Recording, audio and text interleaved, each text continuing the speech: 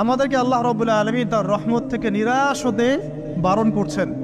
যে যত পাপ করেছে জীবনে, যদি একটা বার কেউ যদি আল্লাহ পাককে মন থেকে ডাকে, চোখ দিয়ে ঝরঝর করে পানি পড়ে, আল্লাহ পাককে বলে, সেজদায় গিয়ে পড়ে আল্লাহকে বলে রব্বিক ফিরলি, আল্লাহ আমাকে মাফ করে দাও, তার মনের মধ্যে যদি সততা থাকে, মন থেকে যদি সেই কথাটা বলে থাকে, আল্লাহ পাক শুধু তাকে ক্ষমাই করবেন না, তার সমস্ত গুনাহগুলোকে আল্লাহ নেকি দিয়ে পরিবর্তন করে দিয়েছে। একটা হাদিস পড়ছিলাম, নবী করিম সাল্লাল্লাহু আলাইহি ওয়াসাল্লাম তিনি বলছেন যে লাম্মা কাদাল্লাহুল খালক, যখন আল্লাহ রাব্বুল আলামিন এই মহাবিশ্ব সৃষ্টি করেন, তখন আল্লাহ রাব্বুল আলামিন কাতাবা কিতাবান, একটা কিতাব লিখেছেন, একটা কিতাব আছে আল্লাহর কাছে।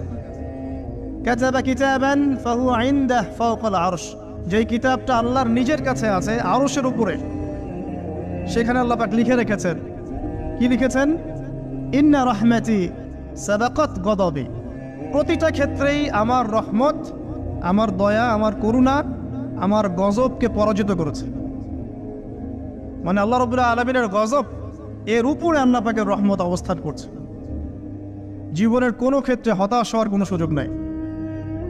আজকে পারিবারিক ভাঙন বলেন, ব্যক্তি পর্যায়ের আত্মিক ধ্বংসই বলেন, সমাজের বিপর্যয় বলেন, যাই বলেন, পিছনে একটা বড় কারণ আছে। সেটা হলো আল্লাহ থেকে দূরে থাকা মানুষ, আল্লাহ থেকে হতাশ হয়ে যাওয়া। আর এই কাজটা শয়তান করিয়েছে মানুষকে আল্লাহ থেকে দূরে সরানোর জন্য। কিন্তু আল্লাহ রাব্বুল আলামিনের কাছে কেউ যদি যেতে চায়, মন থেকে যদি আল্লাহকে একটা বারও ডাকে, আল্লাহ পাক এক ডাকের মাধ্যমেও তার গুনাহ মাফ করতে পারে। দুজন ব্যক্তির ঘটনা পড়লাম। একজন ব্যক্তি প্রচন্ড রকম আবেদ, প্রচুর ইবাদত করে। আপনারা জানেন ইবলিসও কিন্তু আবেদ ছিল, ইবলিস কিন্তু প্রচুর ইবাদত করেছে। এখন ওই ব্যক্তির একজন বন্ধু ছিল, এটা বানু ইসরাইলদের ঘটনা। তো সেই বন্ধু পাপী ছিল, বিভিন্ন কবিরা গুনাহ করত।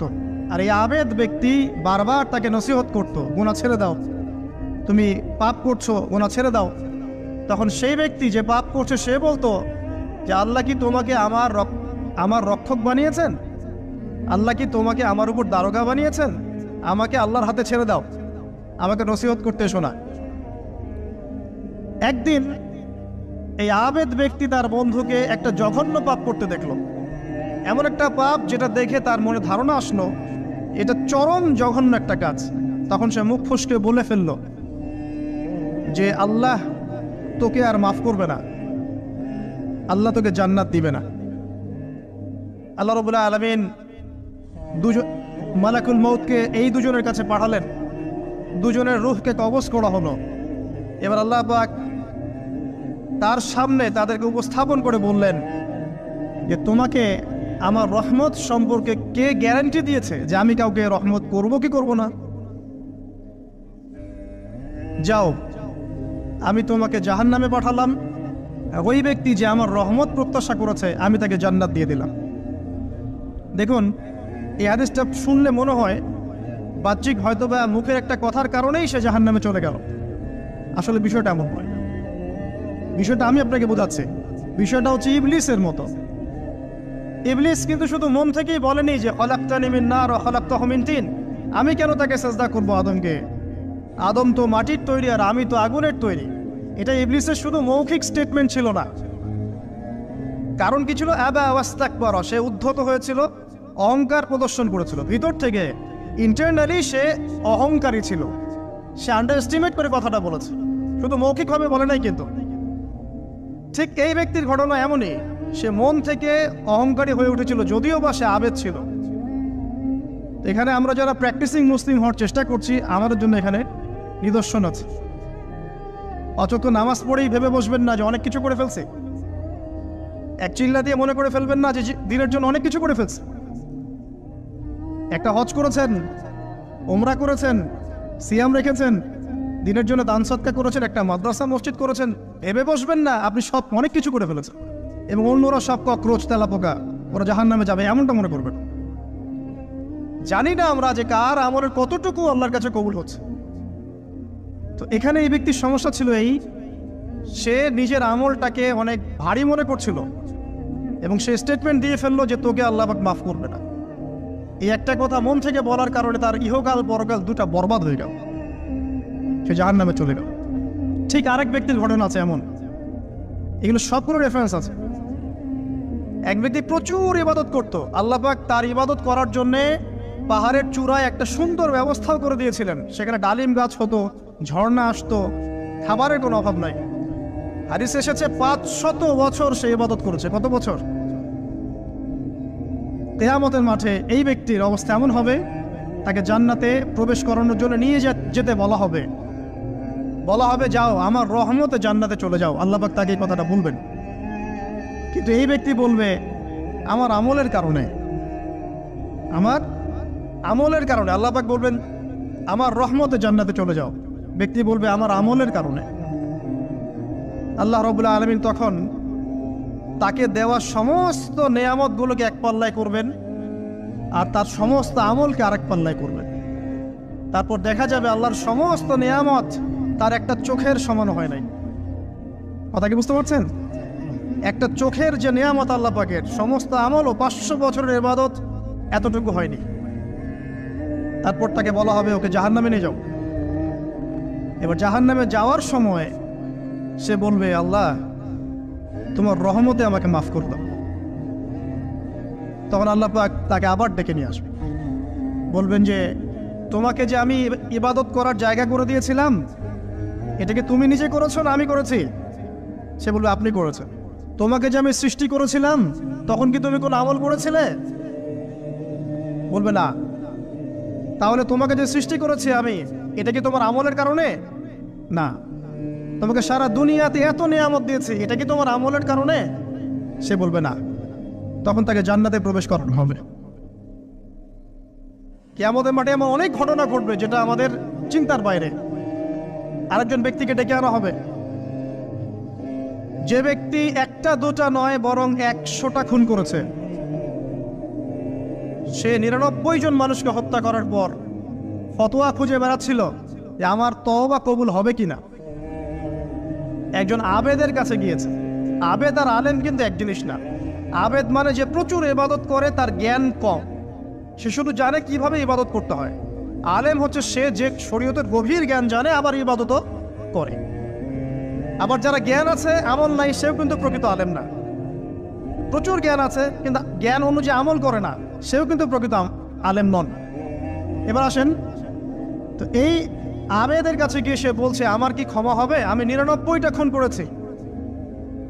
সে বলল তোমার আবার ক্ষমা? তোমার ক্ষমা নাই।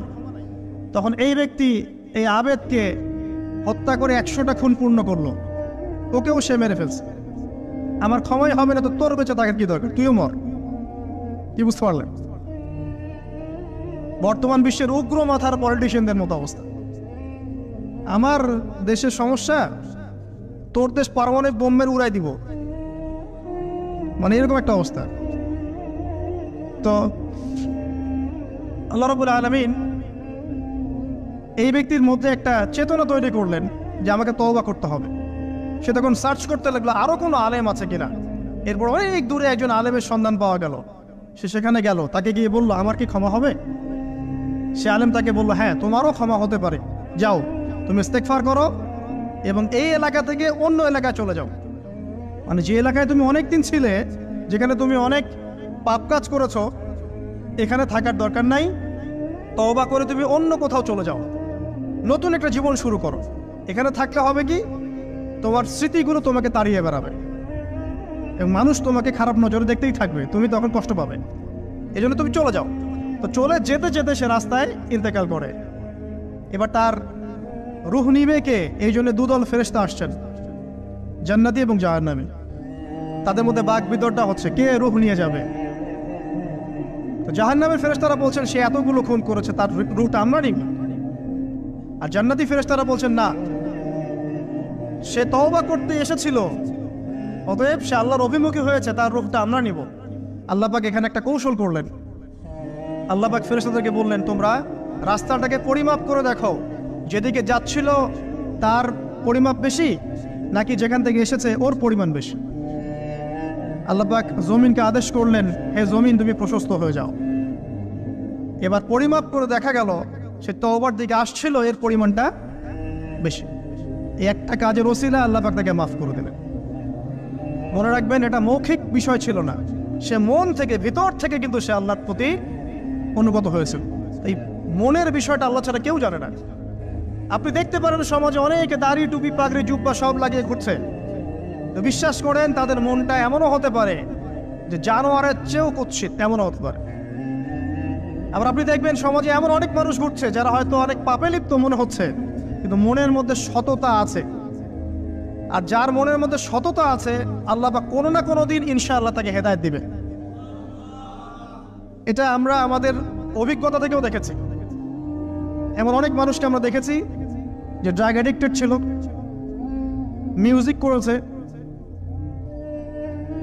হারাম সম্পর্কের মধ্যে ছিল, নামাজ ঠিক মতো পড়ে নাই, কিন্তু যখনই আল্লাহর কথা আলোচনা হতো দেখতাম সে খুবই শান্তভাবে মন থেকে কথা শুনছে। এই কথা শুনতে শুনতে শুনতে একদিন মাশাআল্লাহ এখন দেখবেন যে চিল্লা দিয়ে বেড়াচ্ছে বিভিন্ন মসজিদে। আল্লাহ হেদায়েত দিয়েছে, সব ছেড়ে দিয়েছে। এরকম মানুষের অভাব নাই কিন্তু সমাজে। তো এখানে আল্লাহ পাকের রহমত বা দয়ার একটা উজ্জ্বল দৃষ্টান্ত দেখতে পারবেন। ঠিক এরকম আরও একটা ঘটনা আছে বনু ইসরাইলের। এক ব্যক্তি এত পাপ করেছে যে শেষে মৃত্যুর সময় সে সন্তানদেরকে ডাকছে, ডেকে বলছে যে আমি যখন মারা যাব আমার লাশটাকে তোমরা কবর দিও না, যদি আল্লাহ পাক আমাকে ধরতে পারেন তাহলে খবর আছে আমার। আর কি করতে হবে? সে বলছে যে আমার দেহটাকে তোমরা পুড়িয়ে ফেলবে, এবং পুড়িয়ে ফেলার পরে ছাইগুলোকে একত্রিত করবা, করে অর্ধেক ছাই সমুদ্রে ভাসিয়ে দিবা, অর্ধেক ছাই বাতাসে উড়িয়ে দিবা। সন্তানরা তাই করলো। মৃত্যুর পর আল্লাহ পাক এই সমুদ্র এবং জমিনকে বাতাসকে আদেশ করলেন যে তোমরা ছাই জড়ো করে দাও।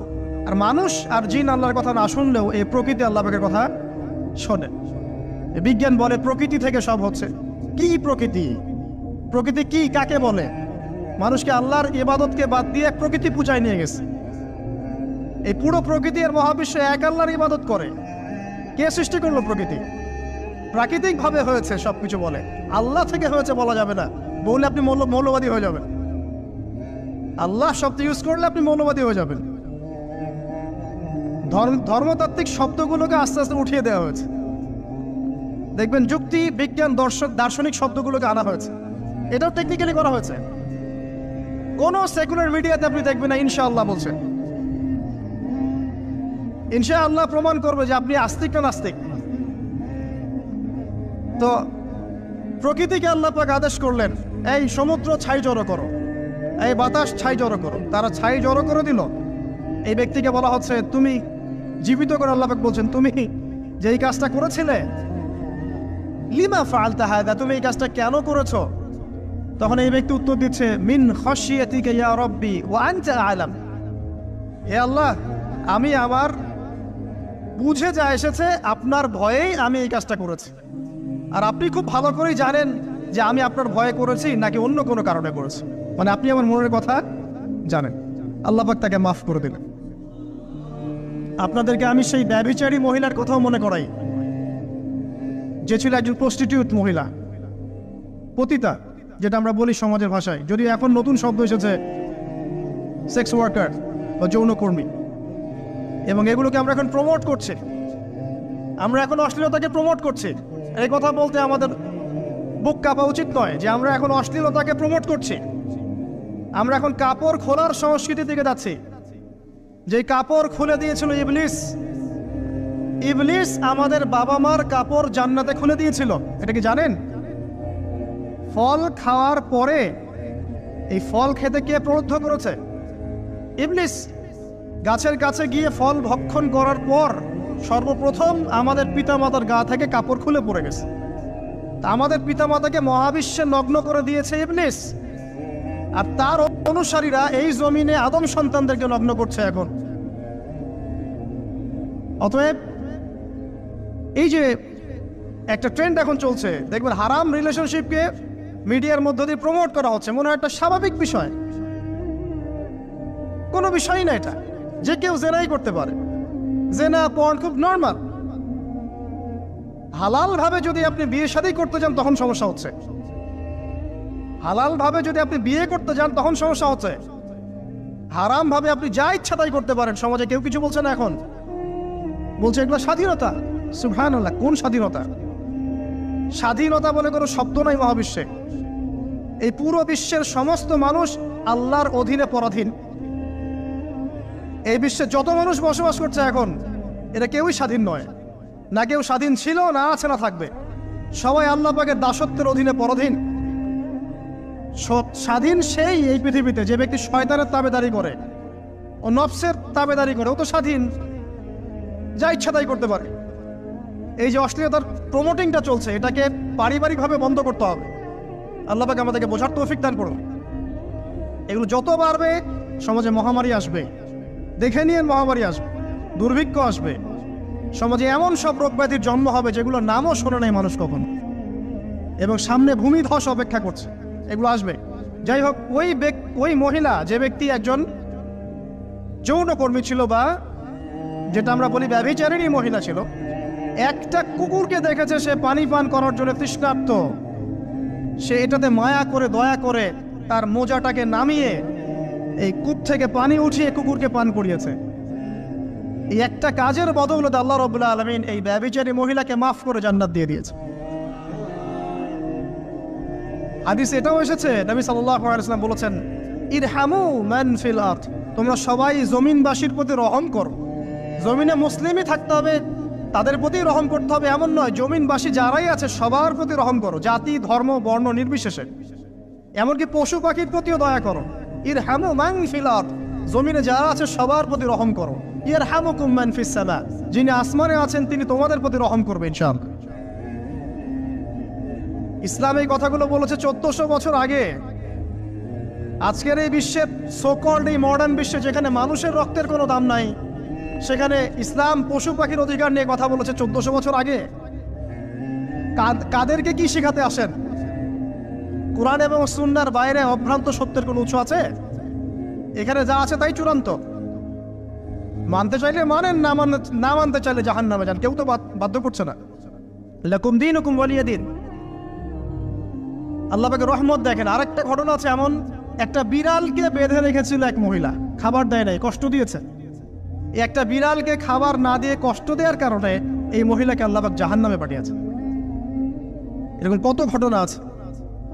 এই ঘটনাগুলো হাদিসের পাতায় বর্ণিত আছে। কোরআনে কি বলছে দেখুন। কোরআনের আমি কয়েকটা পয়েন্ট আপনাদেরকে খালি বলছি, এটা নিয়ে আমি সকালে ভাবছিলাম। আল্লাহ পাক আদম আলাইহিস সালামকে সৃষ্টি করেছেন আমরা সবাই জানি, কিন্তু আল্লাহ পাক সূরা সাদের মধ্যে বলছেন ইবলিসকে, হে ইবলিস, তোমাকে কিসে বারণ করলো আদমকে সিজদা করতে, যে আদমকে আমি নিজের হাত দিয়ে সৃষ্টি করেছি। আল্লাহ রাব্বুল আলামিন যে আমাদেরকে এত যত্ন করে ভালোবেসে সৃষ্টি করেছেন, এটা কি আল্লাহ পাকের দয়ার নিদর্শন নয়? মহাবিশ্বের অন্য কোন মাখলুক সৃষ্টির ব্যাপারে আল্লাহ পাক বলেন নাই খলাকতু বিয়াদাই, আমি নিজ হাতে তাকে সৃষ্টি করেছি। শুধু সৃষ্টি নয়, সৃষ্টি করার পর আল্লাহ পাক তাকে সমস্ত নাম শিক্ষা দিয়েছেন। এই যে জ্ঞান শিক্ষা দেওয়া, জ্ঞান, এটা আল্লাহ পাকের সবচেয়ে বড় নিদর্শনগুলোর মধ্যে অন্যতম।